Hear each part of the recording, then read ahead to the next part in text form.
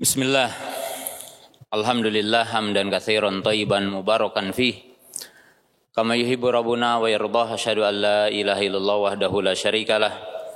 Wa asyhadu anna Muhammadan abduhu wa rasuluhu wa salatu wassalamu ala Rasulillah wa ala alihi wa ashabihi wa man tabi'ahum bi ihsanin ila yaumiddin. Amma ba'du. Ya ayyuhalladzina amanu taqullaha haqqa tuqatih wa la tamutunna illa wa antum muslimun. Para pemuda yang dirahmati Allah Subhanahu wa taala. Ya, karena judulnya ya tentang pemuda ya, maka yang dipanggil pemuda insyaallah. Alhamdulillah pada kesempatan malam yang berbahagia ini dengan izin dan qudrat dari Allah Subhanahu wa taala, di tengah-tengah kita dianugerahkan apa yang kita tunggu, yaitu hujannya. Masya Allah, berkah kita mendapatkan hujan. Dan yang pertama saya ucapkan terima kasih kepada para pemuda dari jejak sahabat yang telah menjadi wasilah pada kesempatan malam hari ini saya untuk bisa hadir insyaallah di masjid ini keempat kali. Dan yang kedua juga saya ucapkan terima kasih kepada pengurus DKM Masjid Trans Studio yang telah memberikan waktu kepada saya untuk menyampaikan tausiah di kesempatan malam yang berbahagia ini. Dan yang hadir insyaallah umumnya kaum muda. Kita membawakan judul di kesempatan malam hari ini, yaitu para pemuda dalam panggung sejarah ya. Dan insyaallah yang mengisi malam hari ini juga masih pemuda insyaallah ya. Umur saya baru 47 ya. Insyaallah masih muda, belum 50. Tapi alhamdulillah dia dianugerahi 7 anak dari istri pertama. Istri kedua dan ketiga keempat belum ada. Ya, jadi insya Allah masih muda. Yang kedua, mungkin saya juga asli. Ini teman-teman tadi nyapanya bahasa Sunda ya semua. Dan saya asli Sufi, Sunda pisan. Teman-teman yang saya hormati, di kesempatan malam hari ini kita berbicara tentang peran pemuda dalam Islam dan tentunya juga dalam negara yang mulia ini, negara Indonesia ya. Teman-teman yang dirahmati Allah Subhanahu wa taala. Nah, ketika saya membaca sejarah para pemuda, baik yang disebutkan di dalam Quran ataupun yang disebutkan di dalam hadis-hadis Nabi Sallallahu alaihi wasallam atau yang disebutkan dalam sejarah, memang pemuda ini punya peranan penting. Cuma ketika saya membaca tentang sejarah pemuda, nah kemudian maaf ya, ini ketika lihat wajah-wajah antum dari kanan, depan saya, kiri saya, nah ini kira-kira berapa persen yang sesuai dengan sejarah gitu. Dari sisi wajahnya gitu ya. Karena pemuda itu beda wajahnya ya. Dan yang hadir di depan saya mungkin sekian persen adalah mahasiswa ya. Sebelum saya menyampaikan materi gini ya. Umumnya antum para mahasiswa mungkin kalau saya melakukan penelitian, karena saya juga berkecimpung dalam dunia pendidikan, sekian persen antum kuliah, mungkin kebanyakannya itu tidak begitu terbayang apa yang akan dilakukan setelah selesai kuliah itu. Kenapa? Karena kebanyakan di antara kita antum kuliah ini biasanya permintaan orang tua gitu. Pokoknya mamah, bapak pingin kayak gini ya kamu gitu. Nah ketika antum kuliah sampai di sini, kadang-kadang bingung ya. Apa udah benar kuliah saya, kemudian juga setelah kuliah saya mau apa kan itu. Kita akan menimbang nanti ya dengan sejarah seperti apa pemuda gitu ya. Yang kedua, umumnya kita kuliah, sekolah, itu hanya ingin memenuhi kebutuhan administrasi untuk lembaga sekolah. Jadi bukan memenuhi kebutuhan kita. Saya sering ngobrol dengan mahasiswa, bukan hanya di mahasiswa umum, tapi di mahasiswa saya ketemu dengan anak-anak di Mesir, di Jamiah Islamiyah, di Ummul Qura, di berbagai perguruan tinggi di dunia, ya termasuk ketemu di Jepang, di mana gitu ya. Umumnya kita kuliah atau mahasiswa kuliah belajar itu hanya memenuhi administrasi. Kalau ditanya lagi kemana nih? Oh, lagi ada ujian katanya. Jadi semangat belajar itu ketika ada ujian aja gitu. Kenapa? Karena memang belajarnya hanya untuk memenuhi administrasi milik orang, bukan untuk kebutuhan kita. Oleh sebab itu tidak terprogram yang baik belajarnya.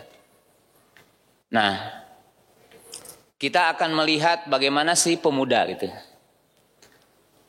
Allah Subhanahu wa taala menyebutkan di dalam Al-Qur'an itu sejarah pemuda begitu banyak. Bahkan Abdullah bin Abbas berkata, yang bahasa Indonesianya, Allah tidak mengutus seorang nabi dan rasul kecuali pemuda itu. Jadi tidak ada seorang rasul yang kakek-kakek gitu ketika diutusnya. Lihat oleh antum, semua para nabi, semua para rasul diutus ketika masa muda itu. Karena disitulah energi kita. Yang kedua, kata Abdullah bin Abbas, demikian juga tidak ada orang berilmu yang dia menjadi ulama dan menjadi muallim murabi, sebagai pendidik, sebagai guru, kecuali mereka adalah para pemuda.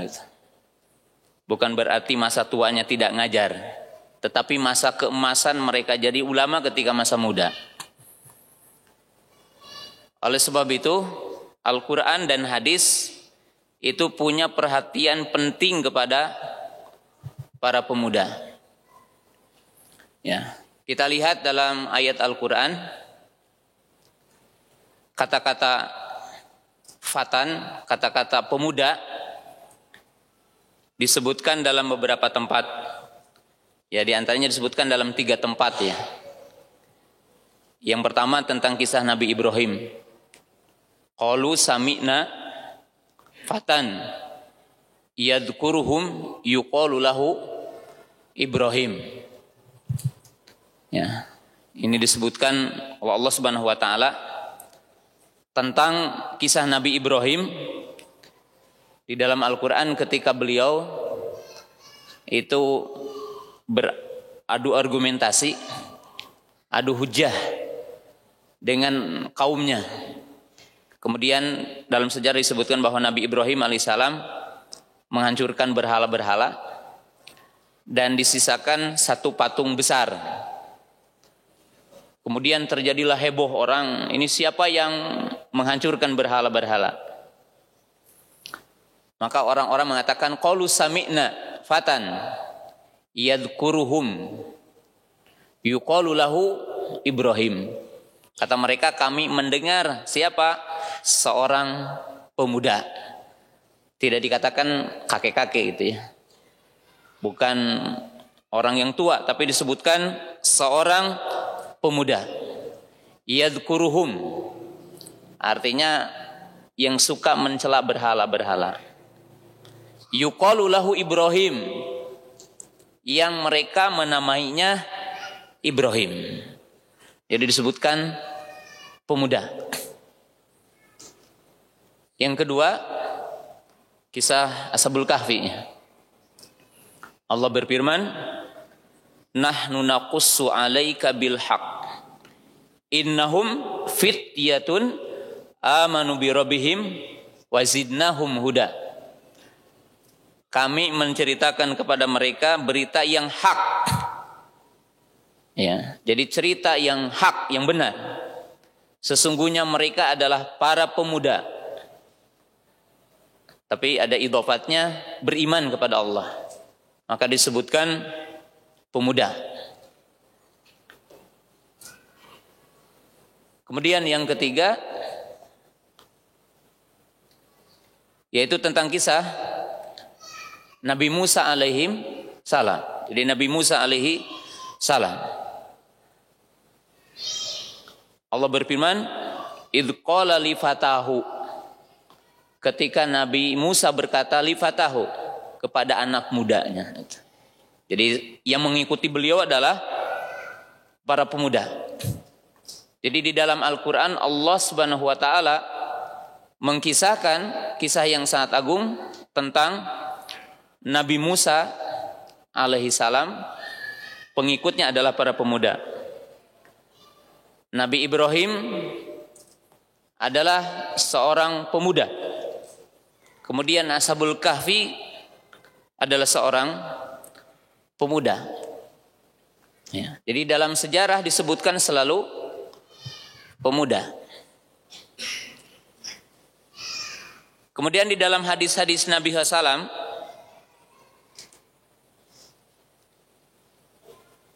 itu dikisahkan sejumlah pemuda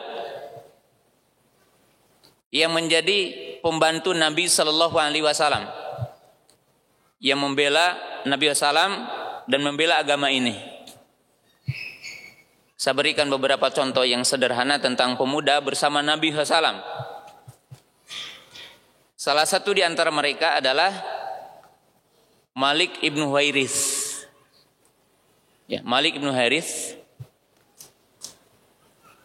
belum mengatakan nahnu ishrun syababatun misluna katanya.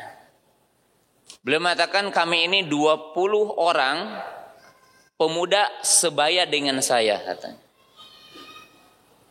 Dan itu belajar mendatangi Nabi SAW. Jadi 20 pemuda, kebetulan Malik ibnu Harits itu jauh dari majelis Nabi SAW, jauh dari Masjid Nabawi. Beliau berada di ujung kota Madinah. Lalu beliau belajar kepada Nabi SAW sekitar 20 pemuda yang sebaya dengannya. Jadi 20 pemuda yang sebaya dengannya. Kemudian ketika Nabi SAW melihat wajah-wajahnya udah rindu kepada keluarganya, maka Nabi SAW mengatakan, irji'u ila ahlikum. Kalian katanya pulang ke keluarga kalian lalu ajarkan apa yang kalian dengar. Jadi disebutkan syabab. Ya. Kemudian baginda Rasulullah SAW memberikan perhatian di dalam hadis-hadis Nabi SAW tentang pemuda. Ya. Di antaranya hadis Abu Hurairah diriwayatkan Imam Bukhari, dan ini menjadi salah satu poin penting untuk kita bicarakan di malam ini walaupun sederhana. Belum menyebutkan sab'atun yudilluhumullahu fi dhillihi yauma la dhilla illa dhilluh. Nabi SAW mengatakan ada 7 kelompok orang yang akan dinaungi Allah di arasatil qiyamah ketika matahari mendekat 1 mil. Dan manusia dalam keadaan dikumpulkan tidak seperti hari ini, telanjang, tidak berpakaian, tidak dikhitan, tidak bersandal. Yuhsyarun nas yaumal qiyamati hufatan uratan gurla wa tadnu syamsu qadra milin fayarikun nas biqadri amalihi. Matahari akan mendekat 1 mil, kemudian manusia dalam kondisi tidak berpakaian, kemudian tidak memakai sandal, kemudian tidak dikhitan. Seperti awal penciptaan, matahari mendekat 1 mil. Dan manusia akan berkeringat sesuai dengan amal-amalnya. Lalu Nabi SAW mengatakan ada 7 kelompok orang yang akan mendapatkan naungan Allah. Siapa di antara mereka? Disebutkan satu di antara 7 adalah pemuda. Syabun nasya'a fi ibadatillah. Yaitu pemuda, para pemudi otomatis masuk di dalamnya yang berkembang tumbuh dalam taat kepada Allah. Nah, mudah-mudahan antum termasuk di antara yang 7 itu ya. Jadi pemuda yang menjaga fitrahnya. Pemuda yang menjaga kesuciannya untuk taat kepada Allah. Dan merekalah yang dijamin. Ya, ini berarti Nabi SAW menyebutkan khusus pemuda. Contoh yang lain bahwa Nabi SAW memperhatikan pemuda.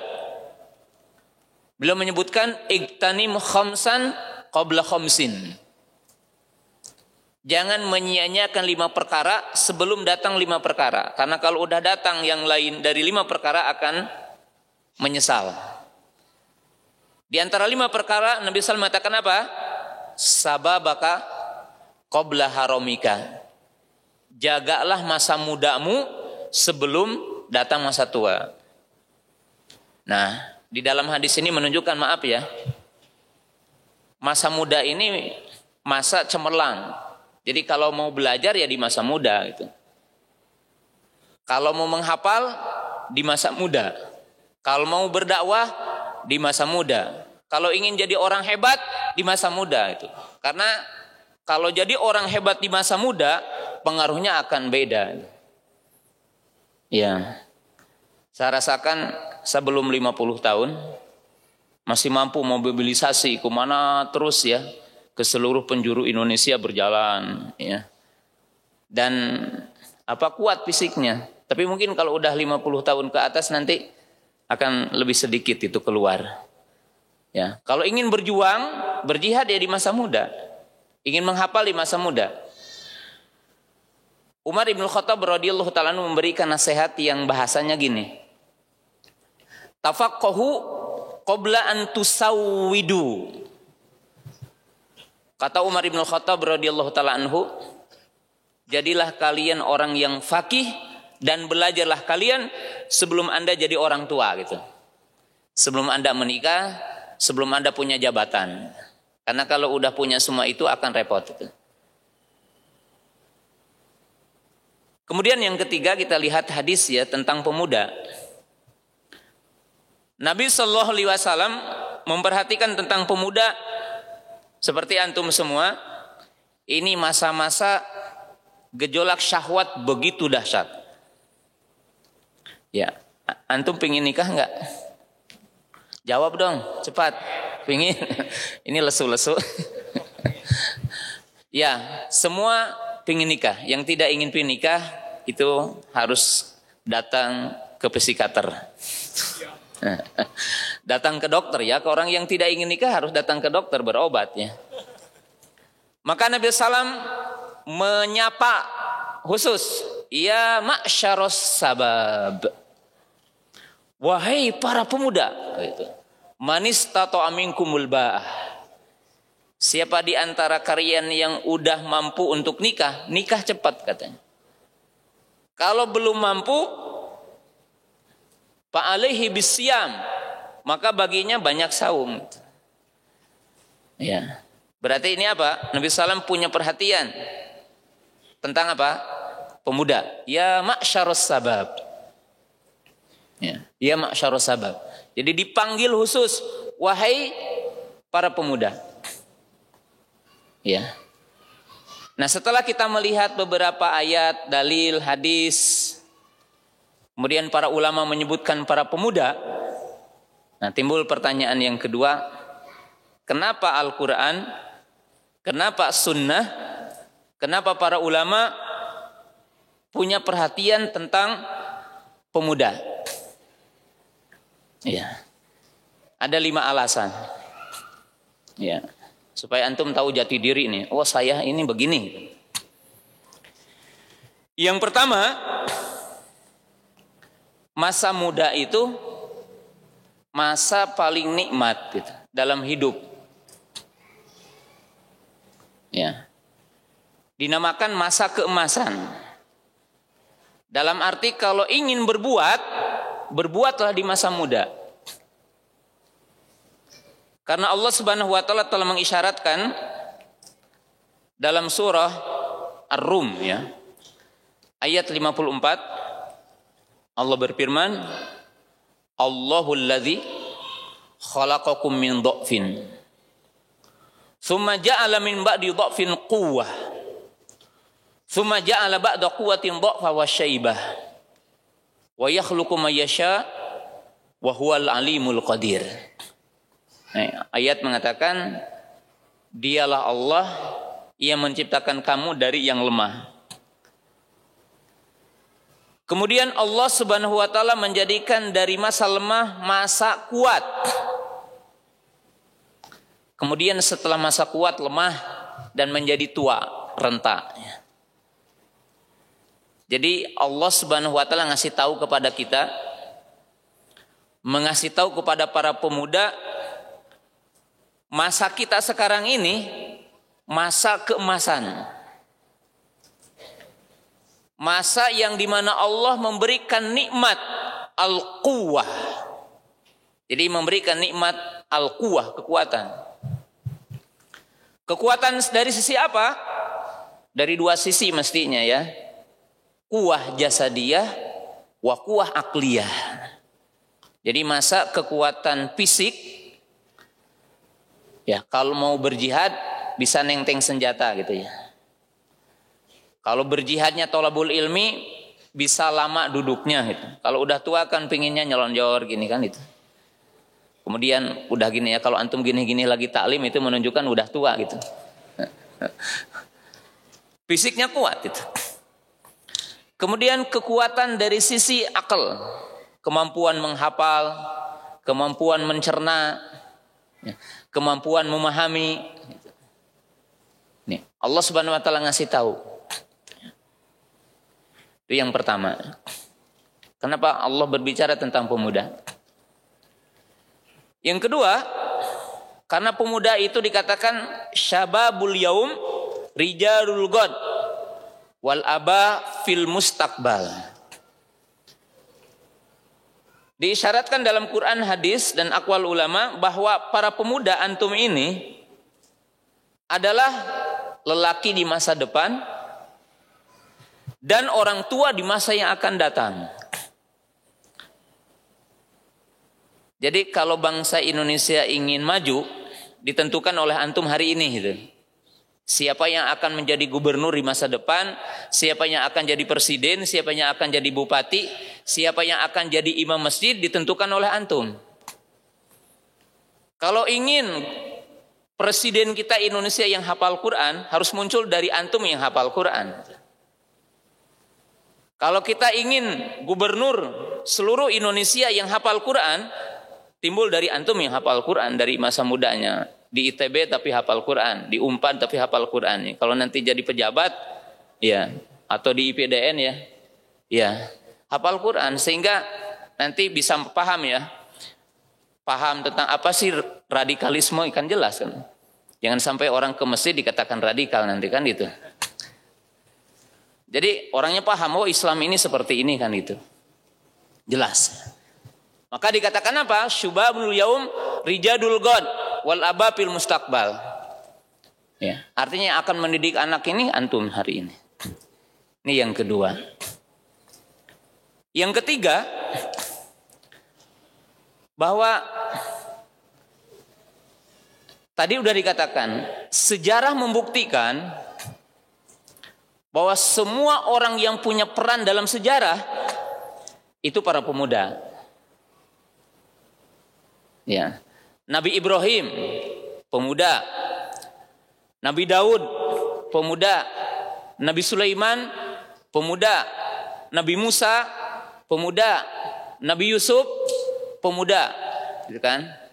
Para sahabat, coba lihat Ali bin Abi Thalib yang ketika Nabi SAW berhijrah dan memiliki syaja'ah rujulah, punya keberanian, yang menggantikan tidur di tempat Nabi SAW siapa? Ali bin Abi Thalib. Mus'ab bin Umair, Zaid bin Harithah, Usamah bin Zaid. kemudian Abu Hurairah, Abdullah bin Umar, Ibnu Abbas yang hafal-hafal hadis, Abu Hurairah, Anas bin Malik, siapa? Pemuda yang membawa ilmu hadis, pemuda. Imam Bukhari, Imam Syafi'i rahimahullahu taala hafal Quran 7 tahun. 10 Quran umur 10 tahun udah semuanya hafal. Ketika datang ke Madinah akan ketemu dengan Imam Malik rahimahullahu taala, itu sekitar umur 16 tahun, 18 tahun itu udah hafal kitab Al-Muwatta. Antum hafal kitab hadis apa nih? Ada yang hafal Arba'un Nawawiyah? Nanti dapat hadiah dari saya. Ada yang hafal 40 hadis? Aduh, masa cinta Islam 40 hadis? Ada yang hafal hadis Innamal A'malu Binniyah? Hafal ya, insyaallah. Ya, itu setengah agama ya, setengah agama. Innamal a'malu binniyah. Setengahnya lagi apa? Kata para ulama, agama dibangun di atas 2 hadis. Satu apa? Innamal a'malu binniyah. Yang kedua apa? Man amila amalan laisa alaihi amruna fahuwa radun ya. Iya. Jadi yang hafal hadis siapa? Abu Hurairah. Yang hafal hadis siapa? Abdullah bin Abbas. Yang hafal hadis siapa? Abdullah bin Umar. Itu pemuda ya. Itu disebutkan sejarah. Itu yang ketiga. Yang keempat, perhatikan. Nah, yang keempat dan yang kelima harus disadari bahwa para pemuda adalah merupakan sasaran dari orang yang baik dan sasaran dari orang yang buruk gitu. Dalam arti pemuda ini menjadi sasaran, dalam arti target dari kelompok yang menyimpang. Jadi targetnya apa? Para pemuda. Ya, mungkin sekarang apa yang dinamakan terorisme, radikalisme, liberalisme, sasarannya siapa? Pemuda kan itu. Kan gampang sekali gitu. Sasaran dari orang-orang yang soleh pun sama, pemuda. Termasuk ya, saya punya sasaran kepada antum gitu. Supaya antum paham agama dengan benar, akidah Ahlussunnah yang lurus gitu kan. Maka oleh sebab itu pemuda itu harus tahu ya, bahwa kita itu sasaran target gitu. Akan digunakan oleh siapa? Akan dijadikan teman oleh siapa? Akan jadi target siapa? Karena masa yang akan datang akan ditentukan oleh antum. Yang kelima, kenapa para pemuda harus diperhatikan? Karena para pemuda ini satu masa yang harus disadari belum diberikan kemampuan untuk berpikir tetap gitu. Jadi pemuda ini selain punya kelebihan tapi juga punya kelemahan yang dinamakan sur'atu tagoyur. Kalau pemuda itu masa di mana begitu cepat untuk berpikir dan cepat untuk berubah. Nah, oleh sebab itu Nabi Hasalam itu sangat memperhatikan para pemuda. Dalam sejarah Nabi Hasalam memperhatikan para pemuda. Diperhatikan Abdullah bin Abbas, Abdullah bin Umar, Anas bin Malik, Abu Hurairah, Mu'adz ibnu Jabal. Dan Nabi SAW melakukan pendekatan-pendekatan yang berbeda kepada para pemuda. Saya akan berikan 3 contoh Nabi SAW melakukan pendekatan dengan para pemuda yang berbeda cara pendekatannya. Satu kepada Abdullah bin Abbas, karena Abdullah bin Abbas ini punya kekhususan, cemerlang gitu. Cemerlang. Maka Nabi SAW berdiri pegang tangannya. Beliau berkata, "Ya bunayya inni u'allimuka bikalimatin. Ihfadillah yahfadka. Ihfadillah tajid tijahak." Pendekatan itu. Wahai anakku, aku akan ajarkan kepadamu beberapa kalimat. Jagalah batasan-batasan Allah, maka Allah akan menjagamu. Jagalah batasan-batasan Allah, maka Allah bersamamu. Jadi ini kalimat yang sederhana mengajarkan tauhid, mengajarkan tentang pokok-pokok akidah. Sederhana. Siapa? Abdullah bin Abbas. Seru. Yang kedua, Mu'adz bin Jabal dibonceng. Satu kendaraan himar keledai. Beliau berada di depan dan Nabi SAW di belakang. Kata Nabi SAW, ya Mu'adz, atadri ma haqqullahi 'alal ibad wa ma haqqul ibadi 'ala Allah? Wahai Mu'adz, apakah engkau tahu hak Allah kepada hambanya dan apa hak hamba kepada Allah? Maka Mu'adz mengatakan, Allah wa rasuluhu a'lam. Allah dan Rasul yang maha tahu. Maka disebutkan hak Allah kepada hambanya agar hambanya mentauhidkannya dan tidak menyekutukannya. Dan hak hamba kepada Allah agar tidak mengadabnya siapa yang tidak menyekutukannya. Sederhana ya. Tapi pendekatan. Yang ketiga ini dahsyat nih. Lagi duduk seperti ini, tiba-tiba ada muncul pemuda berdiri jauh. Ya Muhammad, i'dan li bizina, katanya. Wahai Muhammad, izinkan saya masuk Islam tapi tetap berzina. Kira-kira kalau ada orang berdiri dari sana ngomong gitu ke saya, kira-kira antum mau apa? Wah, ini orang songong banget katanya. Ya para sahabat pun heran. Jangan seperti itu. Nah, tapi Nabi SAW melakukan pendekatan yang hebatnya. Kata beliau, udnu, suruh dia mendekat-mendekat katanya. Maka Nabi SAW mendekatkan lutut dengan lututnya. Dia duduk. Lalu melakukan pendekatan. Komunikasi verbal non verbal, artinya non verbal dengan pendekatan jiwa. Maka dipeganglah. Ya masuk isya dulu kita break ya. Ya jeda. Ya sampai di sini dulu kita nanti lanjutkan setelah isyanya. Bismillah, alhamdulillah, wassalatu wassalamu ala rasulillah wa ala alihi wa ashabihi wa man tabi'ahum bi ihsanin ila yaumidini amma ba'du. Para pemuda yang dimuliakan Allah Ta'ala dan para pemudi yang dimuliakan Allah Subhanahu Wa Ta'ala, kita tambah dulu sedikit sebelum pertanyaannya. Dalam kisah yang terakhir tadi, yaitu menjelaskan tentang bentuk perhatian Nabi SAW kepada para pemuda.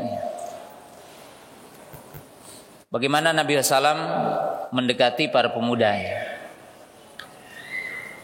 Dalam satu ketika Nabi SAW sedang duduk dengan para sahabat. Tidak jauh seperti kita hari ini. Tiba-tiba muncul seorang pemuda. Berdiri.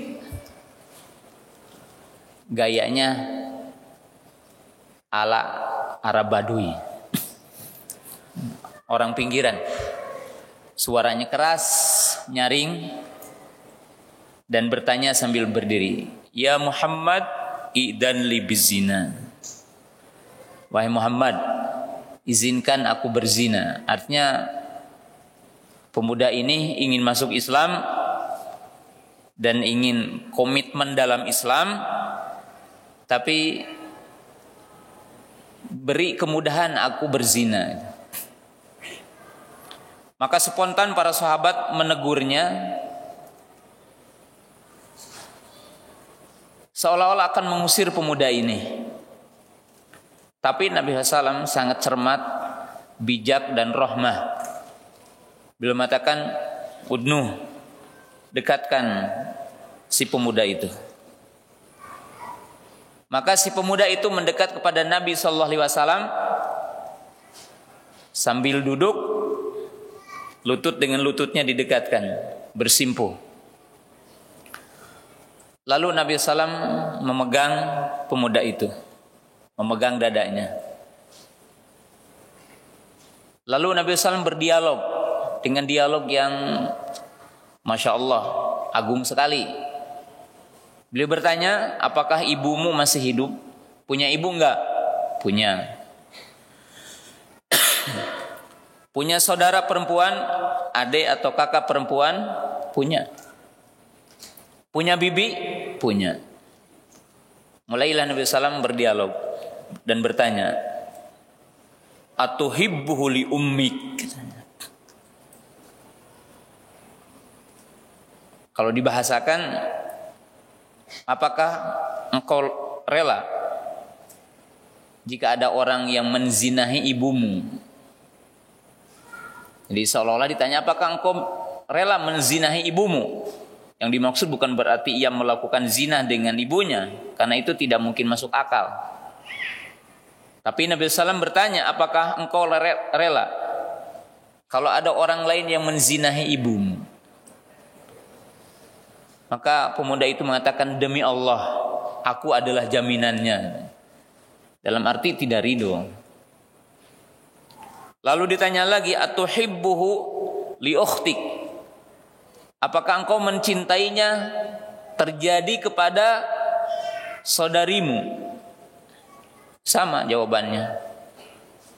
Bagaimana kalau kakakmu ataupun ademu ada yang menzinahi? Kamu ridho? Enggak. Gimana kalau bibi-bibimu atau ada bibinya yang dizinahi orang? Kamu senang? Enggak. Maka Nabi SAW mengatakan setelah itu, demikian juga orang lain tidak akan menyenangimu jika engkau menzinahi saudara orang lain. Lalu setelah Nabi SAW menyampaikan kalimat ini dan berdialog sehingga masuk ke hatinya, Nabi SAW tidak membacakan ayat tentang haramnya zina, tidak menyampaikan ancaman tentang orang yang melakukan zina, tidak membacakan hadis seputar zina, enggak. Dialog aja.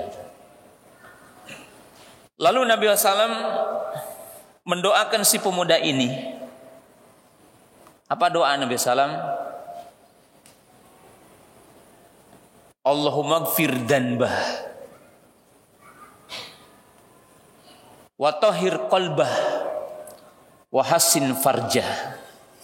Doanya 3. Ya Allah, ampuni dosa pemuda ini. Kenapa? Dosa itikat jelek. Dia punya rencana jadi seorang muslim tapi melakukan zina. Wa tahhir qalbah. Ya Allah, sucikan hatinya supaya tidak punya condong kepada syahwat yang menyimpang. Wa hassin farjah. Ya Allah, jaga kehormatannya. Maka si perawi mengatakan, setelah pemuda ini berdialog dengan Nabi SAW dan telah disampaikan nasihat yang tadi, demi Allah katanya, si pemuda ini dicatat dalam sepanjang sejarah tidak pernah menyeleweng syahwatnya. Dia tidak pernah melakukan penyimpangan syahwat, tidak pernah berzina, tidak pernah berada dalam pintu-pintu perzinahan. Hal ini menunjukkan bahwa Nabi SAW betul-betul memperhatikan para pemuda dan memperhatikan cara mendekatinya karena memiliki cara berpikir yang berbeda gitu. Demikian Nabi SAW menyebutkan dalam hadis yang mulia ini. Kemudian bagian yang terakhir yang saya ingin sampaikan di sini. Apa ciri-ciri pemuda yang disebutkan dalam Quran dan dalam hadis-hadis Nabi SAW? Ciri pemuda itu. Allah Subhanahu wa taala menyebutkan di dalam Al-Qur'an sejarah tentang para nabi adalah para pemuda. Orang-orang soleh disebutkan sejarah adalah para pemuda. Orang-orang yang berkuasa para pemuda. Lalu apa sifat-sifat mereka? Sifat-sifat para pemuda yang disebutkan dalam Quran, pertama, quwwah al-jasadiyah. Jadi ciri pemuda itu memiliki fisik yang kuat. Allah menyebutkan dalam Quran dalam 2 tempat diantaranya disebutkan dalam surah Shad ya, ayat 45. Wadhkur ibadana Ibrahim wa Ishaq wa Yaquba dul aidi wal absar. Allah mengatakan ingatlah atau catatlah atau perhatikanlah tentang hamba-hamba kami Ibrahim, Ishak dan Yakub dul aidi. Apa dul aidi? Kuwah. Jadi memiliki kekuatan. Ciri khas pemuda adalah kuat. Makanya kalau antum nggak kuat fisik itu menunjukkan, nah ini pemuda atau bukan itu? Karena memang dul aidi. Wal absar nanti kuwah akliyah. Cara berpikirnya kuat. Tapi akan disebutkan poin kedua nanti. Allah menyebutkan tentang Nabi Musa alaihissalam dalam surah Al-Qasas. Inna khaira man istajarta al-qawiyul amin. Ketika putri Nabi Syuaib alaihissalam berkata kepada bapaknya, istajirhu.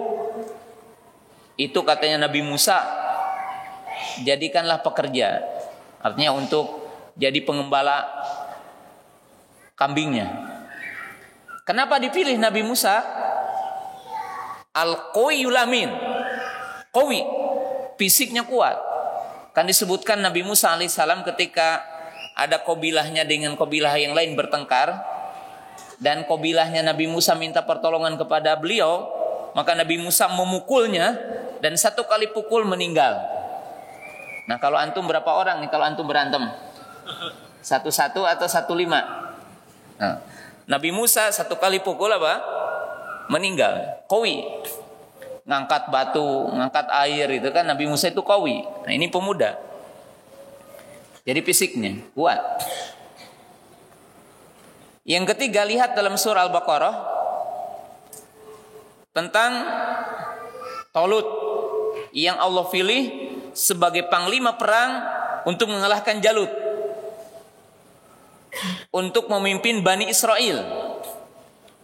Apa Allah mengatakan apa? Wazadahu bastatan fil ilmi wal jismi. Dan Allah menambahkan baginya kelebihan, kekuatan dan ilmu dan kekuatan dalam fisik. Nah, antum kalau lari atau mungkin olahraga, fisiknya pada kuat nggak ini? Ini wajahnya lemas-lemas banget. Kalau pemuda itu lihat ya tegak gitu. Kan dalam Quran juga dikatakan rijalun minal mu'minina rijalun shadaqu ma ahadullah. Rijalun la tulhihim tijaratun wala bai'un an dzikrillah. Rijal ya disebutkan, bukan orang-orang yang lemah ya. Makanya ahli sunnah itu harus kuat ya fisiknya. Karena memang dalam Quran disifatinya seperti itu, kuat. Kuat fisik. Yang kedua, ciri para pemuda itu disebutkan dalam Quran dan dalam hadis-hadis Nabi SAW, kuwah dari sisi akal, kuatul akliyah. Ya. Dan di sini mencakup minimalnya yang berkaitan dengan kemampuan ada 3 poin kemampuan ya. Yang pertama, kemampuan menghafal. Ya. Berapa orang yang udah hafal Quran 30 juz? Ada enggak di sini? Hah? Yang 1 juz, yang hafal juz amma? Ya, Masya Allah. Nah, kita lihat ya bahwa kekuatan akliyah, yang pertama kemampuan menghafal. Lihat Abu Hurairah, Abdullah bin Umar, Abdullah bin Jubair, Ibnu Abbas, Abdullah bin Mas'ud, Jabir ibnu Abdullah, Ali bin Abi Thalib radhiyallahu taala anhu, Malik ibnu Hairith, Itu semua pemuda. Bahkan disebutkan ada buku judulnya Ishruna Syababan Minas Sahabah. Jadi 20 pemuda dari para sahabat. Mereka disebutkan semuanya penghafal-penghafal. Jadi kuat dari sisi kemampuan menghafal. Kita tahu Imam Malik, Imam Syafi'i, Imam Bukhari, semuanya adalah punya kemampuan menghafal. Dan Abu Hurairah radhiyallahu taala anhu menjadi sahabat yang paling banyak meriwayatkan hadis. Padahal beliau ketemu dengan Nabi SAW itu sekitar 3 tahun sebelum wafatnya baginda Rasulullah SAW. Tapi beliau adalah merupakan sahabat yang paling banyak hadisnya dan paling banyak meriwayatkan hadis. Suatu ketika Nabi SAW bertemu dengan Abu Hurairah radhiyallahu taala anhu, disebutkan dalam Sahih Bukhari dalam kitab ilmu. Kemudian Nabi SAW melihat kecerdasan Abu Hurairah radhiyallahu taala anhu. Maka Nabi SAW mendoakannya dan menyemburnya dengan air. Dalam bahasa orang Jawa Barat dibura ke air. Lalu didoakan supaya tidak lupa apa yang dia dengar. Maka kata Abu Hurairah radhiyallahu taala anhu, setelah aku mendapatkan doa ini, demi Allah, aku tidak pernah lupa dari setiap apa yang aku dengar. Jadi kekuatan hafalan.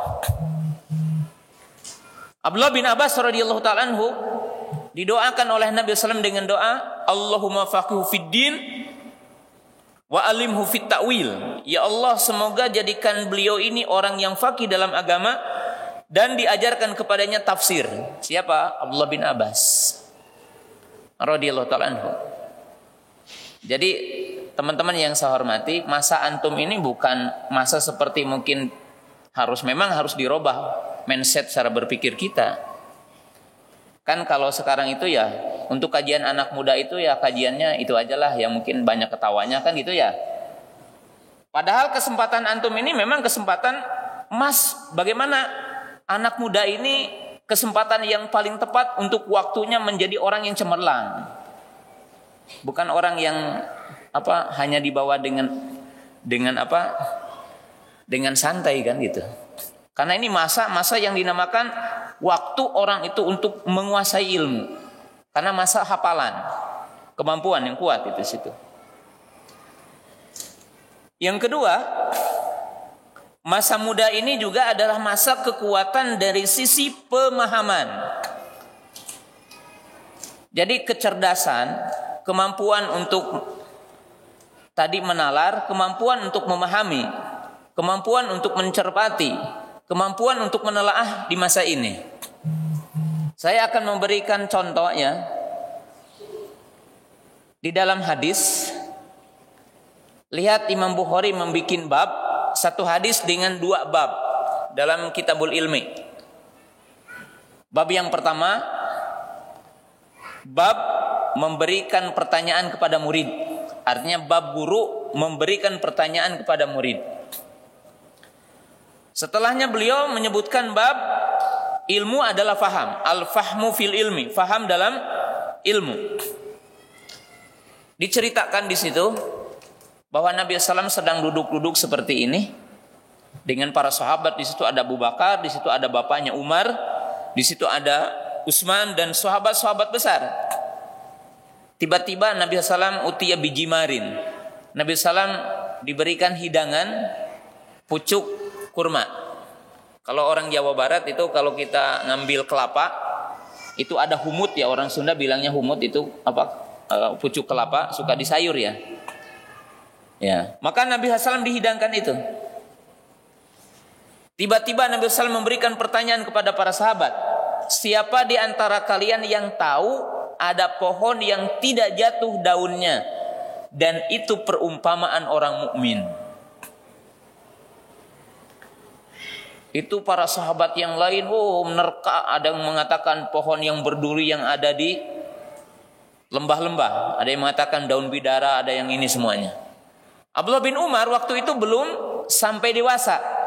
Ya, umur 8 tahun, 9 tahun sekitar gitu. Beliau mengatakan, aku telah menerka dalam hatiku bahwa itu adalah kurma. Tapi aku merasa malu karena di situ ada bapakku dan ada Abu Bakar. Maka aku enggan untuk menyampaikannya. Tapi Abdullah bin Umar telah menerka. Faham. Dari mana fahamnya Abdullah bin Umar bahwa itu adalah kurma? Ya. Dari dua penelitian. Nah, ini kalau antum jadi mahasiswanya, lakukan penelitian antum. Nah, penelitian yang pertama apa? Ada yang dinamakan malamih dalam istilah usul fikih, atau yang dinamakan amarah malamih. Atau dalam bahasa ilmu pendidikan hari ini memahami simbol gitu. Kan antum harus tahu simbol. Para wanita harus tahu simbol. Ini kalau kira-kira suami seperti ini pingin apa gitu, nggak usah minta umpamanya kan gitu. Kenapa? Oh paham ini malam Jumat maaf ya gitu. Itu contohnya ini paham itu. Artinya apa? Tahu simbol. Nah beliau memahami kenapa Nabi SAW bertanya tentang apa? Tentang tadi. Setelah Nabi SAW dihidangkan kurma, kata Abdullah bin Umar, tidak mungkin Nabi SAW bertanya ini tidak ada kaitannya dengan yang tadi katanya. Maka Abdullah bin Umar tahu ini kurma. Karena apa? Memahami tanda-tanda gitu kan. Yang kedua bahwa Abdullah bin Umar menerka membandingkan orang mukmin dengan pohon kurma. Kenapa? Pohon kurma ya kalau di Indonesia pahami pohon kelapa lah gitu. Bahwa pohon kelapa itu tidak ada unsur yang tidak berguna, semuanya berguna, ya. Dari mulai akarnya, batangnya, ya, daunnya, kemudian yang udah jadi lidi gitu kan, semuanya seperti kurma. Orang Indonesia pergi ke Saudi, ada yang beli kurma yang udah masak, ada yang beli rutobnya, ada yang beli bunga kurma, ya, ada yang beli kurma muda, ada yang beli akar kurma, semuanya dibeli sama orang Indonesia. Maka Abdullah bin Umar menerka dan membandingkan, ya, apa yang dia tahu dari pohon kurma dengan orang mukmin. Itu menunjukkan apa? Di masa muda itu cemerlang. Cuma mungkin antara kita hari ini dengan apa yang dimaksud dalam sejarah, apakah kita hari ini seperti itu para pemuda itu? Nah, kita lihat tadi sejarahnya. Abdullah bin Umar itu mampu kecemerlangan cara berpikir. Ini contohnya. Kemudian kita berikan contoh. Nabi Daud adalah bapaknya siapa? Nabi Sulaiman. Sulaiman anaknya Nabi Daud. Tapi Nabi Daud memberikan contoh bahwa aku punya anak yang cemerlang cara berpikir. Saya berikan contoh. Ini Nabi Daud dengan Nabi Sulaiman. Ternyata apa yang disampaikan oleh anaknya Nabi Sulaiman itu lebih tepat dari apa yang disampaikan oleh dirinya Nabi Daud. Apa contohnya? Disebutkan dalam Sahih Bukhari juga bahwa Nabi Daud, bapaknya Nabi Sulaiman adalah Nabi juga. Kisahnya apa? Ada dua perempuan pengembala. Masing-masing punya anak satu. Tapi ternyata salah satu di antara anak mereka diterkam serigala, meninggal. Yang hidup satu. Maka berseterulah dua wanita ini bahwa yang hidup adalah miliknya, anaknya. Datang kepada Nabi Daud untuk bertahkim. Artinya untuk ditetapkan milik siapa anak ini. Coba ini cara pendekatan antara Nabi Daud dengan Nabi Sulaiman. Maka datang kepada Nabi Daud alaihissalam. Nabi Daud melakukan pendekatan umur. Dua wanita ini ada yang lebih tua umurnya, ada yang di bawah umurnya. Lalu beliau melihat anaknya yang masih ada ini, dilihat dari kedekatan umurnya. Karena itu sah gitu kan. Kalau kita lihat anaknya berapa? 15 tahun. Minimalnya ibunya berapa? 30 tahun itu. Kalau menikah berapa? Umur 15. Kalau menikahnya umur 20 tahun berarti apa? Minimalnya ibunya berapa? 35 ya. 35. Dilihat.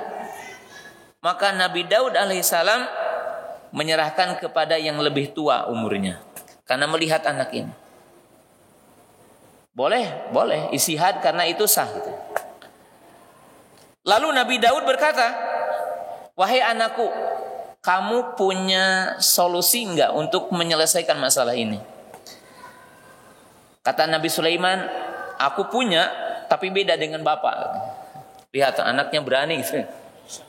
Dia mengatakan, aku punya cara untuk mengetahui siapa ibu anak ini. Dan siapa ibunya yang asli. Saya punya cara. Lihatlah kecemerlangan cara berpikir. Mencari solusi. Yang dinamakan problem solving. Nah, ini kan antum harus belajar problem solving. Di mana nih ada masalah. Maka Nabi Sulaiman berkata, kesinikan sebilah pisau. Aku akan belah anak ini bagi dua biar aman. Maka si wanita yang lebih muda umurnya menangis dan dia berkata, aku hadiahkan aja kepada yang lebih tua. Fafahima Sulaiman, maka Nabi Sulaiman tahu bahwa ibu yang aslinya yang muda itu. Karena ibu yang asli lebih baik anaknya hidup di tangan orang, gitu kan? Kalau yang dia ridho dibagi dua menunjukkan bukan ibunya. Maka akhirnya mengakui bahwa benar anak ini milik ini katanya. Nah itu cara berpikir kan. Jadi yang dinamakan pemuda itu punya pola berpikir yang lebih apa? Cemerlang ya. Jadi yang lebih cemerlang. Saya dulu membaca kitab Bahrul Adab. Bahrul Adab itu belajar bahasa Arab ketika saya dulu masih di Sanawiyah ya. Di pesantren Persis belajar Bahrul Adab. Itu dikisahkan seorang qadi yang umurnya pemuda belia. Jadi qadi. Tiba-tiba dihadapkan kepadanya seorang pencuri yang dituduh mencuri tempat menanak nasi. Tahu seeng? Orang Sunda nih, seeng. Seeng tahu ya, seeng. Atau itu buleng, apa itu ya tempat menanak nasi? Apa namanya? Buleng. Ya, sejenis buleng. Ya, seeng gitu ya. Kebetulan yang dituduhnya itu ternyata tidak punya tangan. Nggak punya tangan ini. Dihadirkanlah di majelis. Ketika didakwa, betulkah kamu yang mencuri tempat menanak nasi ini? Maka si orang itu bilang, wahai qadi, bagaimana aku mencuri? Aku nggak punya tangan, gimana bawanya katanya. Itu kecerdasan. Maka si qadi ini berpikir sejenak dan berkata, aku hadiahkan barang ini, bawalah ke rumahmu katanya. Ternyata si itu langsung dari tempat duduknya, kalau digambarkan hari ini qadi langsung dia bawa dengan kepalanya, sup begini. Maka kata qadi, demikianlah kamu mencurinya. Akhirnya dia ngaku, oh iya benar seperti ini aku mencuri. Nah, ini menunjukkan apa? Di masa muda itu pola berpikir itu cepat itu. Masa yang memang kita itu harus melakukan penelitian, harus melakukan banyak hal gitu di masa muda ini. Karena masa cemerlang gitu. Sejarah membuktikan. Ya, sejarah membuktikan. Yang ketiga, contoh aja ini. Kita lihat Nabi Ibrahim alaihissalam di dalam Al-Quran. Allah Subhanahu wa taala mengkisahkan Nabi Ibrahim alaihissalam. Ya, lihat dalam surat Maryam ayat 41 sampai 48. Ya. Kemudian Allah menyebutkan wa tilka hujjatuna atainaha Ibrahim ala qaumihi narfa'u darajatin man nasya. Allah berfirman, dan demikianlah kami anugerahkan, berikan hujjah argumentasi kepada Ibrahim untuk berdebat dengan kaumnya. Ya, Nabi Ibrahim berdebat dengan 3. Pertama dengan Namrud, pimpinan. Yang kedua dengan bapaknya. Yang ketiga dengan masyarakatnya. Ya, kita mungkin satu lagi aja ya. Lihat dalam kisah itu gimana dialognya. Jadi cemerlang dalam berpikir. Wadkur fil kitabi Ibrahim innahu kana siddiqan nabiyya. Idh qala li abihi ya abati lima ta'budu ma la yasma'u wa la yubsiru wa la yubni anka syai'an. Ya abati inni qad ja'ani minal ilmi ma lam ya'tika fatabi'ni ahdika siratun sawiyya. Ya abati la ta'budi syaitana inna syaitana kana lirahmani asiyya. Ya abati inni akhafu aymasak adabun minar rahmani fatakuna lisyaitani waliya. Qala aragibun anta an alihati ya Ibrahim la in lam tantahi la arjumannaka wahjurni maliya. Qala salamun alaika sa astaghfir laka rabbi innahu kana bi hafiyah. Al-ayah. Ini Nabi Ibrahim alaihissalam itu di masa-masa pandai berdialog, pandai berkomunikasi. Ya. Kan antum mau ngomong aja kepada orang tua rata-rata nggak mampu komunikasi yang baik. Mau melamar juga sama, maaf ya. Nih ngelamar sama mertua gimana mau ngomongnya gitu ya. Nah sekarang belajar dari Ibrahim alaihissalam ya, gimana cara berkomunikasi. Kan pendidikan abad ke-21 harus menghasilkan 4K ya. Ya, kritis. Pemuda yang kritis ya. Sebab antum di masa nanti keluar kuliah tidak memiliki 4K, antum tidak akan bisa hidup. Ya. Akan menjadi orang yang terjajah. Kritis, kreatif, komunikatif, kolaboratif. Nah, lihat di sini. Ketika Nabi Ibrahim alaihissalam dengan bapaknya berdialog tentang masalah siapa yang berhak disembah dan batilnya yang disembah selain Allah. Maka lihat di sini disebutkan dalam ayat ini 4 kali mengatakan ya abati. Ya abati. Wahai bapakku. Ya, berarti di sini apa? Melakukan yang dinamakan kemampuan interpersonal. Kemampuan cara ngomong berkomunikasi. Tutur kata, bahasa, kemampuan mendekatkan kata-kata. Ya abati. Wahai bapakku. Kemudian yang kedua dari sisi ketersusunan berargumentasi.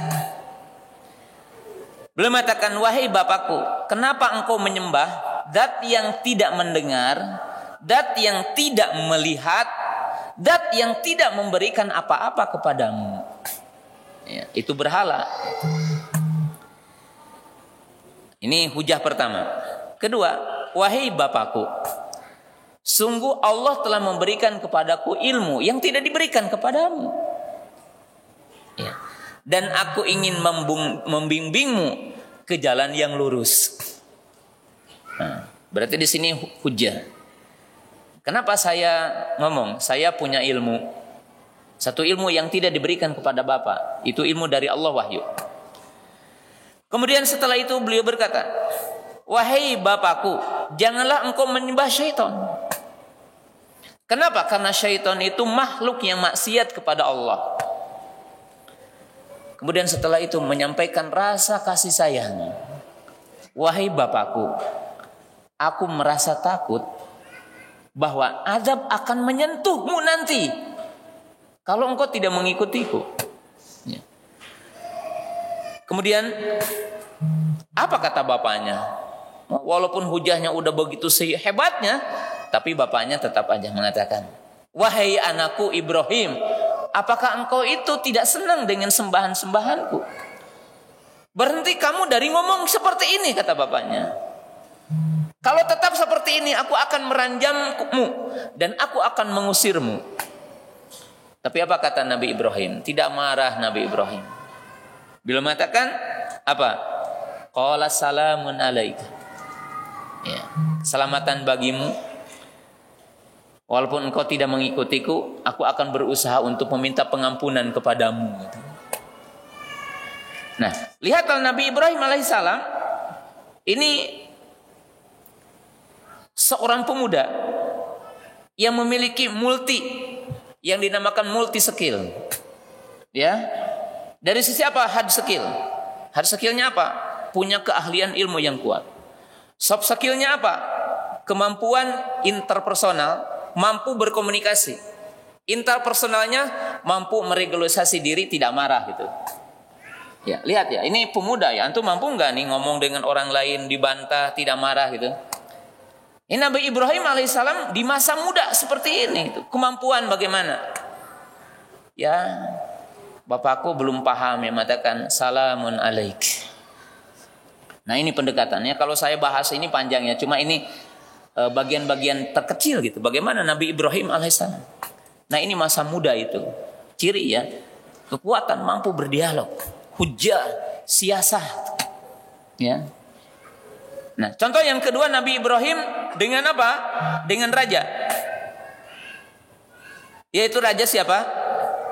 Raja Namrud. Itu dikisahkan gitu. Alam tara ila alladhi haja Ibrahim fi rabbih an atahu Allahul mulka idh qala Ibrahimu rabbiyalladzi yuhyi wa yumit qala ana uhyi wa umit qala Ibrahimu fa inna Allah ya'ti bisyamsi minal masyriq fa'ti biha minal maghrib fabuhita alladzi kafar. Ini raja yang zalim, musyrik, dia mengatakan saya Tuhan gitu. Maka Nabi Ibrahim berkata, sesungguhnya Rabb adalah yang menghidupkan dan mematikan. Maka si raja bilang dengan pemahaman yang pendek, dia mengatakan manusia hidup menurut dia adalah toleransi dia. Kalau dia tidak membunuhnya manusia hidup, kalau saya membunuh dia mati. Maka Nabi Ibrahim alaihissalam dengan kecerdasannya tidak membantah ini karena ini terlalu rendah. Maka Nabi Ibrahim alaihissalam berpindah dengan hujah lain, dengan argumentasi lain. Beliau mengatakan dengan yang bisa dilihat oleh semua orang, Allah menerbitkan matahari dari timur dan terbenam dari barat. Coba sekarang kamu robah, terbit dari barat dan terbenam dari timur. Fabuhital ladzi kafar. Maka terdiamlah orang kafir itu. Nah ini jadi kuwah, hujjah, zakat, kecerdasan. Cerdas itu. Jadi kalau kita apa nih? Pemuda yang cerdas? Ya, enggak ya. Nah ini contoh. Yang terakhir lah karena waktunya ya. Ciri pemuda apa? Ya. Ini kuah dalam hujah argumentasi. Terakhir aja. Pemuda ini berkumpul 3 hal disebutkan satu. Kuat iman, ketakwaan, dan akhlak. Jadi ini ciri pemuda. Kita lihat dalam surah apa Al-Kahfi, innahum fityatun amanu bi rabbihim wa zidnahum huda wa rabatna ala qulubihim id qamu faqalu rabbuna rabbus samawati wal ard lanad'u min dunihi ilaha. Bahwa ciri pemuda itu kuat imannya. Bagaimana tidak dikatakan ciri pemuda adalah kuat imannya? Lihat dalam sejarah Ashabul Kahfi, kemudian Ashabul Ukhdud, Mus'ab bin Umair radhiyallahu taala anhu. Mus'ab bin Umair radhiyallahu taala anhu seorang pemuda yang gagah perlente. Dan ini ciri pemuda juga. Ya, jadi pemuda itu ciri-cirinya apa? Rapi gitu ya. Tapi bukan berarti berlebihan, ya rapi. Mus'ab bin Umair radhiyallahu taala anhu itu dikenal di masa mudanya gagah perlente, bahkan dikatakan minyak wanginya 1 kilo udah tercium. Beliau masuk Islam dan ibunya mendoktrin beliau mengatakan, wahai anakku, ketika ibunya kurus tidak makan-makan. Apa yang menyebabkan ibu seperti ini? Dia mengatakan, aku tidak akan makan sehingga engkau itu kembali kepada agama nenek moyang. Apa kata Mus'ab bin Umair? Demi Allah, kata, jika seandainya engkau memiliki 1000 nyawa, wahai ibuku, dan keluar satu persatu, maka aku tidak akan meninggalkan agama Muhammad. Ini rusyuhul iman, kuat imannya, walaupun tetap berbakti. Ketika meninggal dunia Mus'ab bin Umair berapa? Meninggal dunia di perang Uhud. Dikatakan 80 luka. Dan lukanya semua berada di depannya, tidak ada luka dari belakangnya. menumpahkan apa? Rujulah syaja'ah. Semuanya luka dari depan. Ya. Dan ini termasuk dalam ayat Rijalun minal mu'minina shadaqu ma'ahadullah dalam surah Al-Ahzab. Anas bin Nadr, pemuda. Ya. Kuat imannya. Ya. Kemudian apa? Kuat dari sisi takwanya. Yaitu dari sisi melaksanakan perintah, menjauhi larangan. Lihat dalam hadis kan dikatakan apa? Sebaik-baik saumnya siapa? Nabi Daud alaihissalam. Kenapa? Saum Daud. Saum sehari buka, sehari apa? Puasa. Kapan Nabi Daud berpuasa? Ketika muda. Jadi kuat. Ya. Kemudian yang ketiga, akhlak. Nah, saya akan memberikan contoh 3 terakhir dari sisi akhlak. Abdullah bin Abbas radhiyallahu taala anhu didoakan oleh Nabi SAW dengan kata-kata Allahumma faqihu fid din karena akhlak. 1. Ketika Nabi SAW masuk ke toilet, maka Abdullah bin Abbas menyediakan air di depan pintu toilet. Maka Nabi SAW bertanya, siapa yang melakukan ini? Oh, anak muda, katanya. Siapa? Abdullah bin Abbas. Maka Nabi SAW berkata, Allahumma faqihu fid din wa alimhu fit ta'wil. Ya Allah, semoga engkau ajarkan kepadanya kefakihan dan takwil. Kenapa? Anak ini cerdas. Dia tidak menyediakan air masuk ke dalam sehingga akan melihat auratku. Cerdas ya. Dan akhlak yang mulia. Yang kedua, dia tidak menyediakan air jauh dari tempat toilet. Supaya apa? Supaya gampang diambil. Kecerdasan dan adab. Sebab kalau beliau itu memasukkan air ke dalam, kurang adabnya. Kalau airnya jauh, berarti Nabi SAW setelah qada hajat harus mengambil air jauh. Maka cerdas dan akhlak bersatu di situ.